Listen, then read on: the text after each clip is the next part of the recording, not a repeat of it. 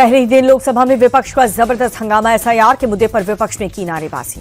लोकसभा में इसी वंदे मातरम पर होगी चर्चा। बहस के लिए 10 घंटे का समय तय। सूत्रों के हवाले से खबर, पीएम मोदी भी लेंगे हिस्सा। लोकसभा में विपक्ष के हंगामे पर ओम बिरला का बयान, चर्चा से हर विवाद का समाधान। किरण रिजिजू का विपक्ष पर हमला, कहा कि कांग्रेस ने भाषा की मर्यादा को तार-तार किया, विपक्ष को अपनी मर्यादा में रहना चाहिए। संसदीय कार्य मंत्री किरण रिजिजू ने विपक्ष को दिया आश्वासन, कहा कि एसआईआर समेत कई सभी जरूरी मुद्दों पर समय के हिसाब से चर्चा की जाएगी। राज्यसभा में हंगामे पर बोले जेपी नड्डा, विपक्ष को बिहार की हार ने काफी तकलीफ पहुंचाई, तकलीफ को डॉक्टर के सामने बोलना चाहिए। हंगामे के बीच लोकसभा में मणिपुर जीएसटी संशोधन बिल पेश हुआ। राष्ट्रपति शासन के बीच नई रिफॉर्म लागू करने पर होगी चर्चा। संसद के शीतकालीन सत्र का पहला दिन राज्यसभा में बोले पीएम मोदी, सभी सदस्य सभापति की गरिमा रखेंगे, सभापति हमेशा समाज सेवा से जुड़े रहें। पीएम मोदी ने कहा कि सभापति सामान्य परिवार से आते हैं। सीपी राधाकृष्णन का जीवन समाज को समर्पित। शीतकालीन सत्र शुरू होने से पहले पीएम मोदी ने मीडिया से बातचीत की, कहा कि शीतकालीन सत्र राष्ट्र में ऊर्जा से भरेगा, भारत ने लोकतंत्र को जिया है। पीएम ने कहा कि राष्ट्र को आगे ले जाने का प्रयास, बिहार का चुनाव लोकतंत्र की सबसे बड़ी ताकत। कांग्रेस अध्यक्ष मल्लिकार्जुन खड़गे का पीएम मोदी को जवाब, कहा कि मुंह तोड़ जवाब देंगे, हम पर जोरदार हमला किया। कांग्रेस सांसद गौरव गोगोई का सरकार पर हमला, कहा कि पूरे सदन को हाईजैक कर लिया गया, सरकार सिर्फ अपने मुद्दों पर चर्चा चाहती है, एजेंडे में विपक्ष के मुद्दे शामिल नहीं। प्रियंका गांधी का पीएम मोदी पर पलटवार, कहा कि संसद में मुद्दे उठाना ड्रामेबाजी नहीं है, प्रदूषण पर क्यों चर्चा नहीं। विपक्ष के हंगामे पर जगदंबिका पाल का अटैक, कहा कि ये हंगामा नियोजित ढंग से हो रहा है, जनता देख रही है, जहां पर चर्चा होनी चाहिए वहां पर हंगामा। विपक्ष के हंगामे पर कंगना रनौत का बयान, सदन के चलने पर ही चर्चा संभव है, विपक्ष से यही अपेक्षा कि वो सदन को चलने दे। विपक्ष के हंगामे पर चिराग पासवान का बयान, संवाद से हर समस्या का समाधान, विपक्ष का काम सिर्फ हंगामा और ड्रामा करना है। संसद सत्र से पहले विपक्षी दलों की मीटिंग हुई, बैठक में नहीं पहुंचे टीएमसी सांसद। शीतकालीन सत्र को लेकर विपक्ष ने बनाई रणनीति। खड़गे ने उठाया राज्यसभा के पूर्व सभापति धनखड़ का मुद्दा, कहा कि मुझे दुख हुआ, विदाई देने का मौका नहीं मिला, विपक्ष की ओर से स्वस्थ जीवन की कामना करता हूं। सपा सांसद रामगोपाल यादव बोले, हमारे जो भी मुद्दे हैं वो हम उठाएंगे, हमें इजाजत नहीं मिली तो सदन नहीं चल पाएगा। बीजेपी नेता दिलीप घोष का बयान, बंगाल में एसआईआर का काम लगभग हो चुका है, सभी वोटर्स ने फॉर्म जमा कर दिया है। सपा सांसद अखिलेश यादव बोले, पीडीए समाज मजबूत होना चाहिए, वोट डालने का अधिकार न छीना जाए। सोनिया राहुल पर एफआईआर के बाद कांग्रेस का अटैक, अभिषेक सिंघवी बोले, मुद्दों से ध्यान हटाने के लिए एफआईआर दर्ज की गई है, सत्ताधारी दल और ईडी को मिले नोबेल पुरस्कार। एसआईआर पार्ट 2 में अब तक 45 करोड़ से ज्यादा फॉर्म पोर्टल पर अपलोड हुए, 99% से ज्यादा फॉर्म का हुआ डिस्ट्रीब्यूशन। बंगाल में एसआईआर के बीच बीएलओज का प्रदर्शन जारी, कोलकाता में चुनाव आयोग के दफ्तर की नारेबाजी, एसआईआर की वजह से बढ़ रहे दबाव को लेकर विरोध जताया।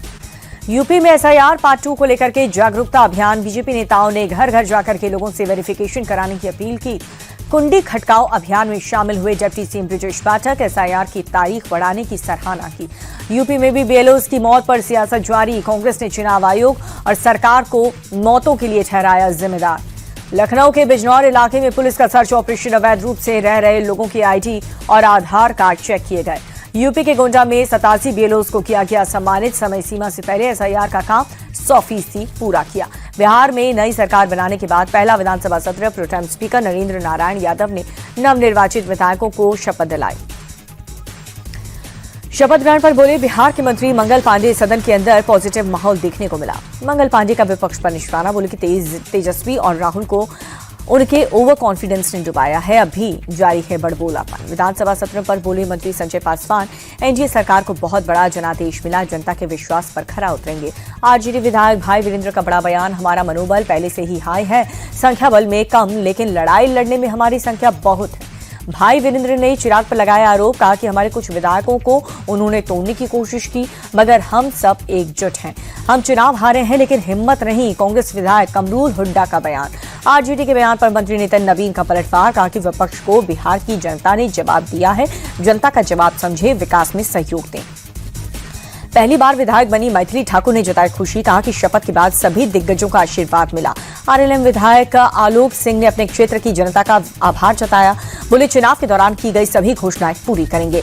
बिहार में हार के बाद कांग्रेस की समीक्षा बैठक, महागठबंधन की कोऑर्डिनेशन की कमी को बताया कारण, तेजस्वी के टिकट देने के तरीके पर सवाल उठाए। बैठक के बाद कांग्रेस नेता शशि रंजन ने कहा कि पार्टी को मजबूत करने की लड़ाई अकेले लड़ेंगे। पूर्व विधायक शकील अहमद खान ने भी अकेले लड़ने की वकालत की, कहा कि अंतिम फैसला हाईकमान लेगा।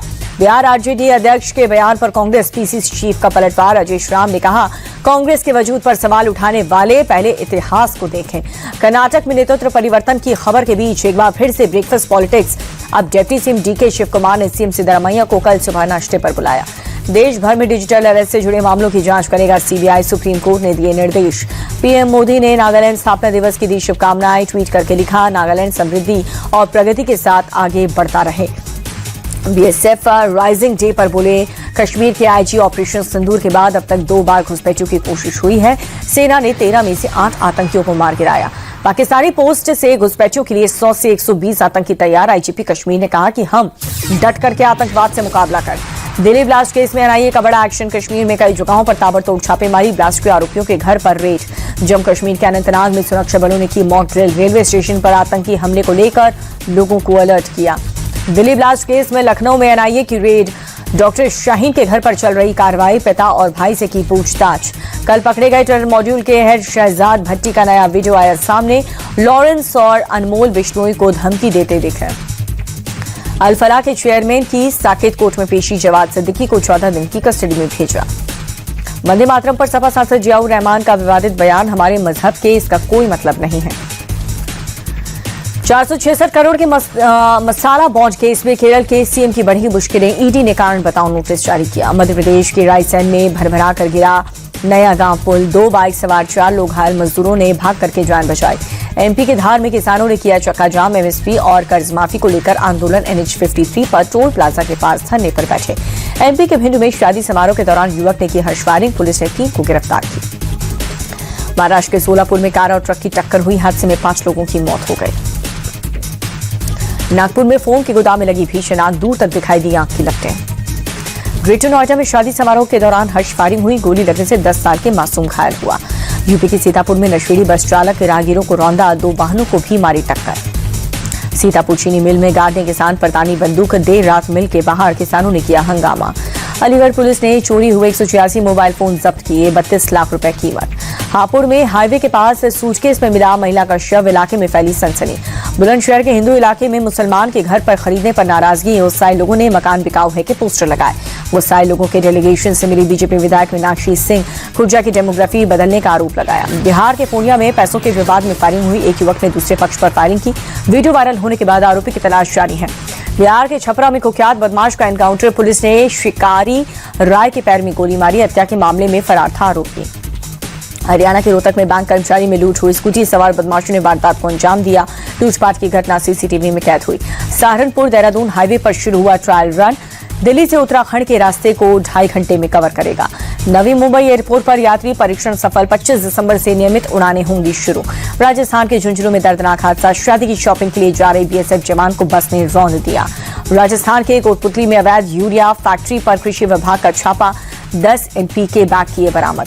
राजस्थान के निवाई में गौ तस्करों के कब्जे से 27 गांव को छुड़ाया। पीछा करने के दौरान आरोपियों ने फायरिंग की थी। राजस्थान के भरतपुर में बाइक सवार की गाय से टक्कर। हादसे में शख्स के सिर पर आई चोट।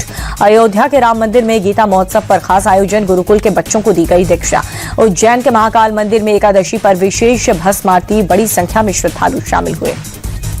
अब श्रमिक भी एआई से बनी रील्स और वीडियोस से जान पाएंगे हक की बात। मध्य प्रदेश भवन एंड कंस्ट्रक्शन वर्कर्स बोर्ड ने सोशल मीडिया प्लेटफॉर्म लॉन्च किया। बढ़ते प्रदूषण पर अब से हर महीने में 2 बार सुनवाई करेगा सुप्रीम कोर्ट। आज हुई हियरिंग में कहा, पराली का मुद्दा बनाने से अच्छा राज्य और एजेंसी अपनी जिम्मेदारी निभाएं। राजधानी दिल्ली में खतरनाक स्तर पर प्रदूषण। इंडिया गेट और कर्तव्य पथ इलाके में AQI 260 के पार। जम्मू कश्मीर में शीतलहर का कहर। श्रीनगर में -4 डिग्री नीचे पहुंचा तापमान। डल झील के आसपास कोहरा छा गया। चेन्नई में दितवा तूफान का साइड इफेक्ट। शहर के कई हिस्सों में तेज बारिश। तमिलनाडु के तिरुवल्लुर में बारिश के दौरान जनजीवन प्रभावित हुआ। आंध्र प्रदेश के निरौर में हुई तेज बारिश। कई जगहों पर जल जमाव। लाल निशान पर बंद हुआ शेयर बाजार। सेंसेक्स 34 अंक गिरा करके 85,641। अमेरिकी डॉलर के मुकाबले 34 पैसे टूटा रुपए। $1 की कीमत 89 रुपए 79 पैसे। सोने के दाम में दर्ज की गई है तेजी। 2011 रुपए बढ़कर के 1,28,602 रुपए। चांदी के दाम में भी रही तेजी। 9,381 रुपए महंगी होकर के 1,73,740 रुपए।